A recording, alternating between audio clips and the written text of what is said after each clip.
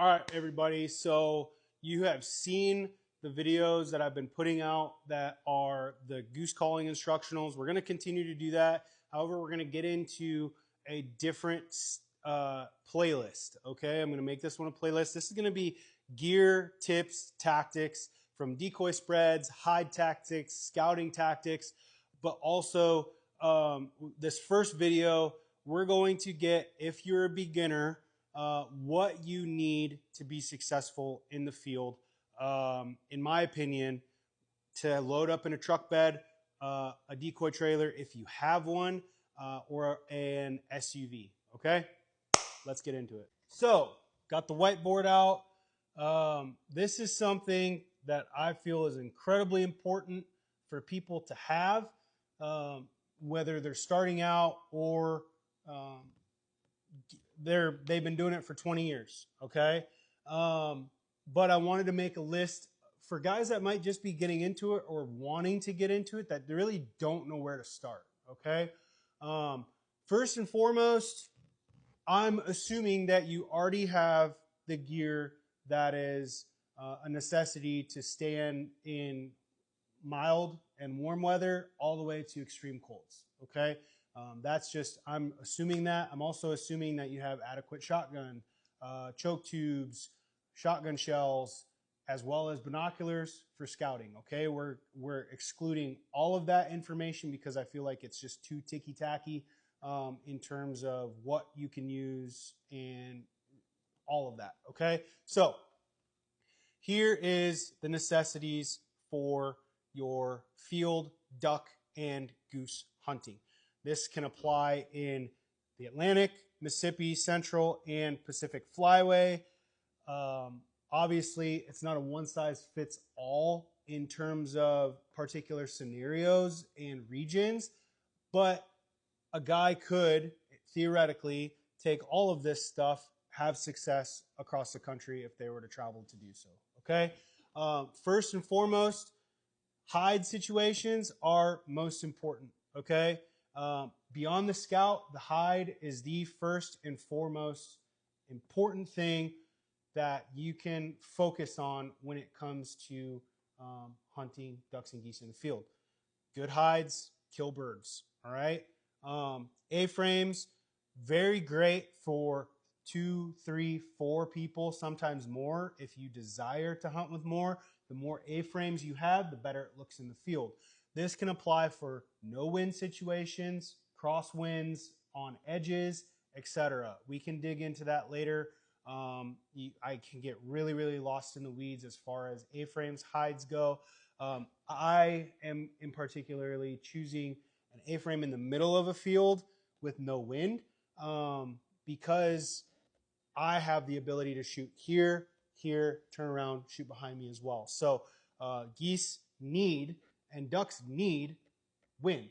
That's the one uncontrollable factor that we need in order to control geese and finishing geese, right? That's wind.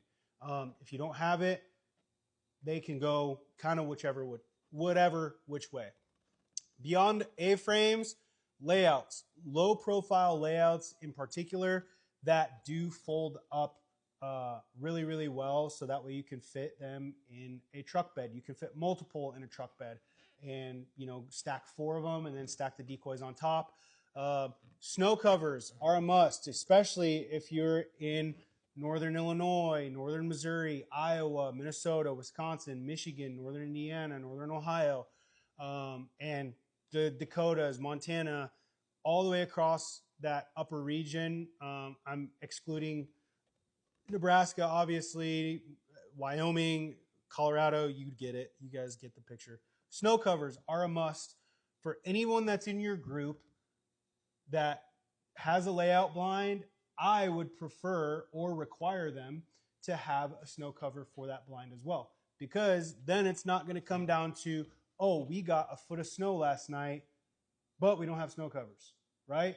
You can make do with no snow covers in little to no snow with snow spray, but whenever you have an ample amount, like 4 to 5 inches plus, that's when snow covers are an absolute necessity. So if you don't have one for your blind, get one right now, because you'd much rather have it and not need it than need it and not have it and wait for 4 to 5 days on Rogers Sporting Goods to ship it to you, Max Prairie Wings, wherever you're buying it from.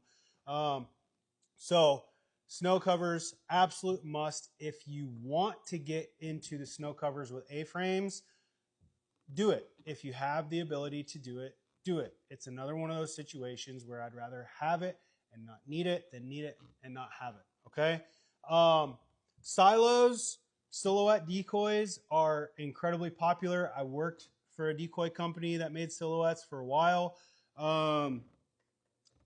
Starting one bag, 5 dozen, in my opinion, I would rather guys start with 10 dozen, because 60 decoys in the grand scheme of things is doable, but I would be much more comfortable with 10 dozen to start. That is a great spread to have when it comes to killing migrators, killing residents, and then your ducks as well, okay?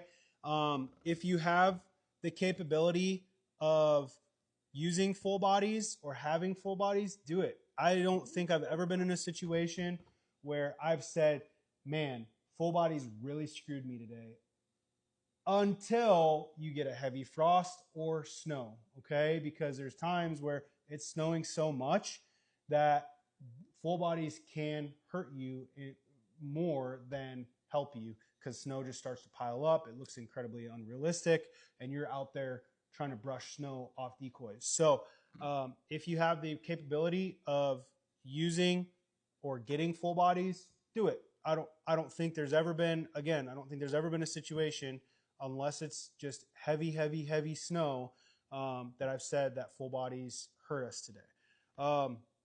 When it comes to ducks and field spreads, in my opinion, you can have duck silhouettes and duck full bodies. I don't think it's doing anything for you personally, unless you were specifically targeting ducks. Maybe get a bag of a couple full bodies or silhouettes. The best duck decoy is a goose decoy in a field spread, in my opinion. Stick to that. We don't even run duck silhouettes or duck decoys most of the time when it comes to our field goose hunts that we know we're going to shoot ducks in my opinion, spinners, whether it's a lucky duck or a mojo, whatever you want to do, spinners are like incredibly versatile. I would say 2+ spinners. I run 5. That's me in particular. But 2+ would be incredible.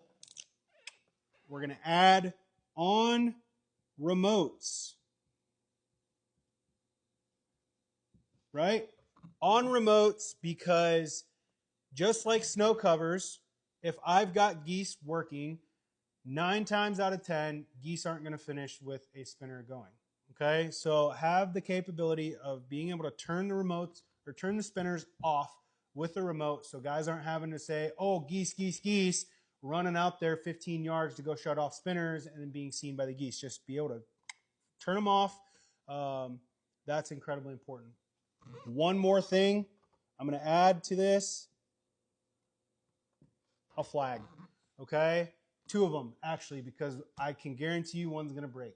Know that from experience. So, summarized: A-frames, layouts, snow covers, necessities, things to absolutely have.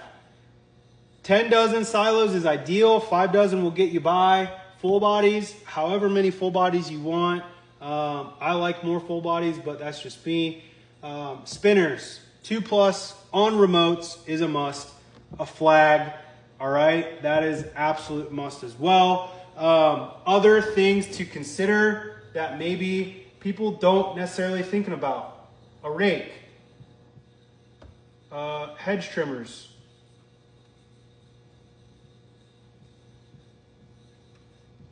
my handwriting is awful. Rake, hedge trimmers, limb cutters.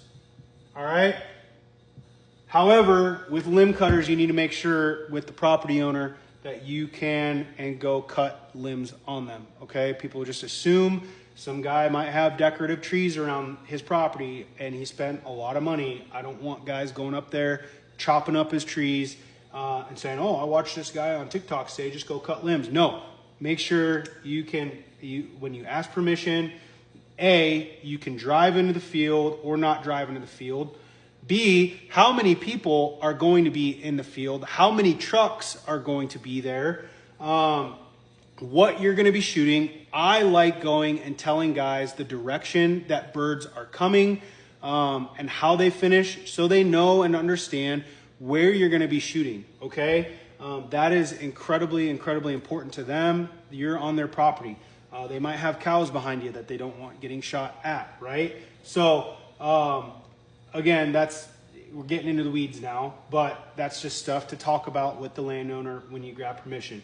A rake, hedge trimmers will go a really long way. Rake is going to help with the layouts. Hedge trimmers, A-frames, limb cutters, A-frames, and go from there. So that in general is what I would start with, guys. If you are just beginning, that's the necessities that I would say you would need to be able to go really anywhere in the country as well and have success. So just kind of one of those things. If you have any questions, shoot me a message, comment below. This is the first of many, many, many videos like this. We're going to get more in depth with things, more advanced, and hopefully it helps you guys out in the field. See ya.